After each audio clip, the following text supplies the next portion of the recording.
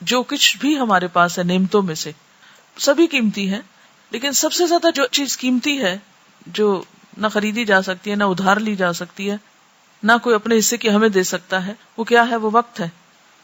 تو اگر ہم اس وقت کے سال نہیں، مہینے نہیں، ہفتے نہیں، دن نہیں، گھنٹے نہیں، منٹ نہیں، سیکنڈز اور سیکنڈ سے کم کا بھی صحیح استعمال جب تک نہیں سیکھتے تو ہم خسارے سے نہیں بچ سکتے. اسی لیے اللہ تعالیٰ نے سورۃ العصر، عصر زمانہ یا وقت کا دوسرا نام ہے، اس کے ساتھ ہی فرمایا ان الانسان لفی خسر، یقیناً انسان خسارے میں، سوائے اس کے کہ آپ یہ 4 کام کریں جو آگے اس میں بتائے گئے. تو اب وہ 4 کام تو موٹے موٹے ہیں، ایمان لاؤ، عمل نیک کرو، بھی وہ کون سے نیک عمل، ان کی کوئی ڈیٹیل بھی تو ہوگی. تو اس ڈیٹیل میں کیا ہے کہ آپ اپنے پہلے تو فرائض پورے کریں، اور صرف فرائض کی حد تک اکتفا نہ کریں بلکہ اس کے ساتھ ساتھ پھر اپنے باقی جو ذمہ داریاں ہیں اور باقی جو بہترین استعمال ہے لمحے لمحے کا.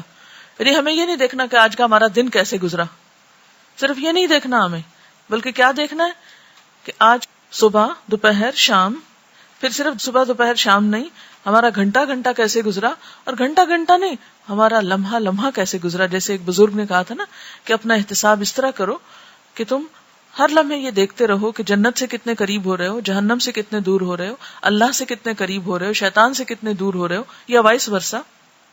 تو ایک مومن تو ہر لمحہ چوکس رہتا ہے اور اپنے تمام لمحات کی حفاظت کرتا ہے. یعنی ہمیں اپنے تمام لمحات کی حفاظت کرنا ہے. اب یہ حفاظت کس طرح ممکن ہے؟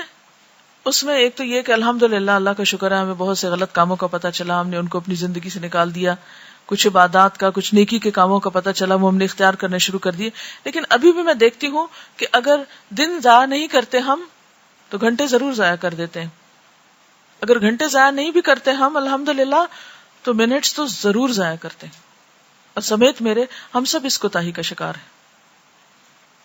اور پھر صرف اتنا نہیں کہ استعمال کرنا ہے ان اوقات اور لمحات کو، بلکہ ہمارا اصل مقابلہ کس چیز کا ہے کہ ہم نیکی میں آگے کتنا بڑھتے ہیں اور اس کا بہترین استعمال کیسے کرتے ہیں. یعنی ایک تو یہ ہے نا کہ ہم نے اوقات گنوائے نہیں، ضائع نہیں کیے، سستی اور کسل مندی سے کام نہیں لیا. پھر یہ اگلی سٹیج آ گئی، اگلا درجہ آ گیا کہ ہم نے اچھے کام میں لگائے.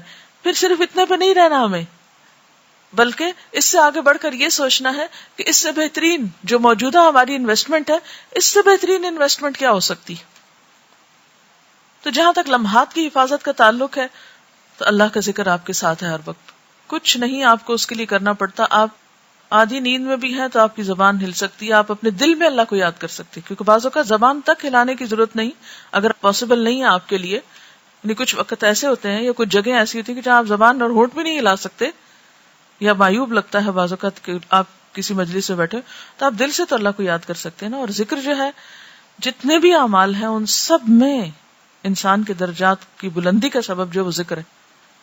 بلکہ یہ ایک اضافی عمل ہے نا، ایک اضافی عمل کیسے؟ جیسے نماز ہے تو نماز میں پھر ذکر، یعنی نماز فریضہ بھی ہے اور ساتھ اللہ کا ذکر بھی ہے. روزہ ہے تو روزے میں ذکر، حج ہے تو اس میں ذکر، کسی کی عادت کرنے جا رہے ہیں تو اس میں ذکر، گھر کا کام کر رہے ہیں، کھانا پکا رہے ہیں. یعنی یہ عمل ایسا ہے، یہ جو ایک اضافی عمل بھی ہے اور اضافی اجر بھی ہے اس کا.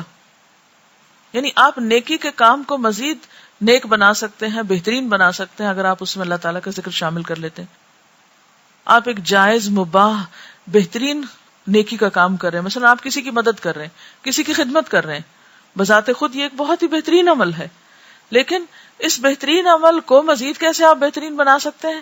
مزید اس میں ذکر کر کے. آپ خاموش بیٹھنے کی بجائے، چاہے آپ ایک بہت اچھا اعلیٰ درجے کا کام کر رہے ہیں لیکن ساتھ آپ ذکر جاری رکھ سکتے ہیں. ٹھیک ہے. ایک تو یہ ہے لمحات کی حفاظت اور ان کا بہترین استعمال. اور پھر اس کے بعد یہ ہے کہ علم حاصل کرنا ایک بڑی فضیلت کا کام ہے، لیکن جو ہمارے پاس علم ہے اس علم کو عمل میں لانا اور پھر اپنے گولز متعین کرنا، اپنے اہداف متعین کرنا اور پھر اہداف کو اوقات کے ساتھ باندھنا، یہ بے حد ضروری ہے. جو شخص بغیر کسی پلاننگ کے دن کا آغاز کر لیتا ہے اور بغیر سوچے سمجھے کہ مجھے کیا کرنا ہے، بس ٹھیک ہے جو سامنے آیا کر لوں گا، تو وہ دراصل اپنے آپ کو ضائع کرتا ہے. تو ہمیں اہداف مقرر کرنے ہیں. مثلا آپ اپنی عبادات کو اپنے سامنے رکھتے ہیں کہ مجھے نماز پڑھنی، یہ میرے فرائض میں سے ہے. آپ کا ایک سب سے بڑا اور اہم رول کیا ہے کہ آپ اللہ کے بندے ہیں، اللہ کی عبادت آپ کے اوپر ایک فرض ہے. آپ اپنے اوپر اس فرض کی ادائیگی کے لیے ٹارگٹ مقرر کرتے ہیں کہ دن میں اتنی نمازیں فرض ادا کرنی ہے اور اس کے ساتھ ساتھ مجھے اتنے نوافل پڑھنے ہیں مثلا. تو اب یہ جو آپ نے اپنے گول مقرر کیا کہ آج کے دن میں مثلا مجھے اتنے نفل پڑھنے ہیں یا فلاں کام اتنا کرنا ہے، پھر آپ اس کو مزید کیا دیکھیں گے کہ اس میں سب سے بہترین طریقہ کیا ہو سکتا ہے، اس میں سنت کے قریب ترین چیز کون سی ہو سکتی ہے. مثلا میں اللہ کے سامنے نماز کے لیے کھڑی ہوں، میری یہ نماز بہت ہی بہترین، بہت ہی اعلیٰ ترین فوائد کے ساتھ ہو، مثلا اللہ تعالیٰ کے قریب ترین کرنے والی ہو، اس میں کوئی ایسی چیز نہ ہو کہ جو اس کے اجر اور اس کی قدر و قیمت میں کمی کر دے. تو ہمارا ٹارگٹ کیا ہے، یعنی فاستبقوا الخیرات کیا ہو سکتا ہے کہ صرف اتنا نہیں کہ ہم نماز پڑھے تو مطمئن ہو کے بیٹھ جائیں کہ پڑھ رہے ہیں. اب ہم کچھ بنیادی چیزوں پر آتے ہیں جو آپ صلی اللہ علیہ وسلم کی زندگی میں تھی. آپ کا دن کیسے گزرتا تھا، آپ کا مہینہ کیسے گزرتا تھا، آپ کا سال کیسے گزرتا تھا، آپ کے ہفتے کیسے گزرتے تھے، آپ کی ٹائم مینجمنٹ کیا تھی. یعنی ایک وہ انسان کہ جس کے اوپر دنیا بھر کی ذمہ داری ہے، وہ صرف فرائض ہی ادا نہیں کر رہا، نوافل بھی پڑھ رہا ہے.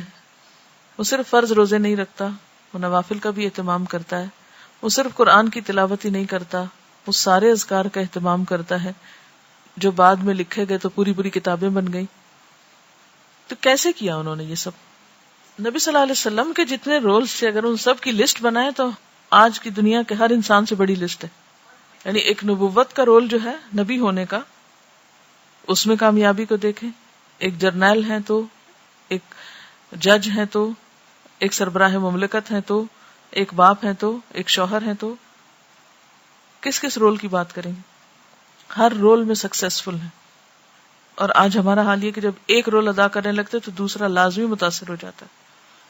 تو جو آپ صلی اللہ علیہ وسلم کی زندگی میں بہت زیادہ چیز نظر آتی ہے وہ اوقات کی پابندی اور تنظیم ہے کاموں کی. اور پھر قل آمنت باللہ ثم استقم، جو کہا وہ کر بھی لیا. ہماری پلاننگ تو بہت بڑی بڑی ہوتی ہے لیکن ہم جو کہتے ہیں، جو عزم کرتے ہیں، وہ کرتے کوئی نہیں ہے. آپ صلی اللہ علیہ وسلم ہر نماز کے بعد جو دعا مانگتے تھے اس میں ہم اور حزن سے پناہ ہے. ہم جن ہموم کے اندر ہیں انہی میں ہی گم رہتے ہیں. بس یہ فکر لگی ہوئی ہے، وہ فکر لگی، فکریں ہماری جان ہی نہیں چھوڑتی. اور ہر ایک کو شیطان نے کوئی نہ کوئی فکر لگا رکھی ہے ایسی جو چاہے تو سر پہ سوار کر لے، مسلط کر لے، اور چاہے تو ایک طرف رکھ کے اپنا کام کرتے جائے. یہ ہمارے اپنے ہاتھ میں. ہم اور حزن سے پناہ مانگی ہے، پھر اسی طرح عجز اور کسل سے پناہ مانگی ہے، بخل اور غلبۃ الدین و قہر الرجال. یہ جتنے ایشوز آپ نے بتائے ہیں نا سب اس میں آتے ہیں. قہر الرجال کیا ہے؟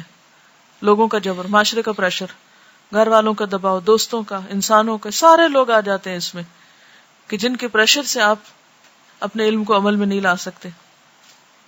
گھریلو زندگی ہو یا اجتماعی زندگی، قہر الرجال ہے. مال کی مشکلات ہیں، غلبۃ الدین، وہ فکر کھائے جا رہے ہیں، وہ کسی ایک کنارے لگنے نہیں دیتے. پھر اسی طرح عجز اور کسل. آپ دیکھیں کہ بیسیکلی ہماری جو شخصیت ہے وہ اسٹرانگ نہیں ہے، ہم المؤمن القوی نہیں ہیں. تو جب آپ کی صحت کمزور ہو، جب آپ کا ایمان کمزور ہو، جب آپ کے ارادے کمزور ہوں، جب آپ کی نیتیں کمزور ہوں، جب آپ کی ہر جگہ کمزوری ہی کمزوری ہے، تو آپ نے کس چیز پر عمل کرنا ہے؟ کون سے دین پر عمل کر کے دکھا سکتے ہیں آپ؟ تو سب سے پہلے تو ہمیں قوت کی ضرورت ہے، ہر چیز کو اسٹرانگ کرنے کی ضرورت ہے. جب تک آپ خود کمزور ہیں کوئی بھی کام نہیں ہو سکتا. آپ اپنے اوقات کی تنظیم اس طرح کریں کہ جیسے وہ حدیث آئی تھی نا کہ عقل مند شخص کے لیے لازم ہے کہ اس پر کچھ گھڑیاں گزریں یا اس کی کچھ گھڑیاں ان کاموں میں گزریں، ایسی گھڑی جب کہ وہ اپنے رب سے باتیں کرے. اب ایسا تو نہیں کہ آپ مثلا کلاس میں بیٹھے ہوئے اور کلاس سے دماغ آف کر کے تو آپ اپنے رب سے باتیں شروع کر دیں. یہ وقت اس کام کے لیے تو نہیں ہے. اس کا وقت تو الگ مقرر ہونا چاہیے، اور جو چیز جس وقت کے لیے مقرر ہے اس وقت میں کریں. دوسرا ساعتن یحاسب فیہا نفسہ، ایسی گھڑی جب کہ وہ اپنی ذات کا محاسبہ کرے. کیا یہ ہم کرتے ہیں؟ اور کون سا وقت آپ نے مقرر کر رکھا ہے؟ کوئی وقت تو ہونا چاہیے نا. ہماری ٹائم مینجمنٹ اور ہمارے اعمال کی جو تنظیم ہے وہ درست ہی کوئی نہیں ہے.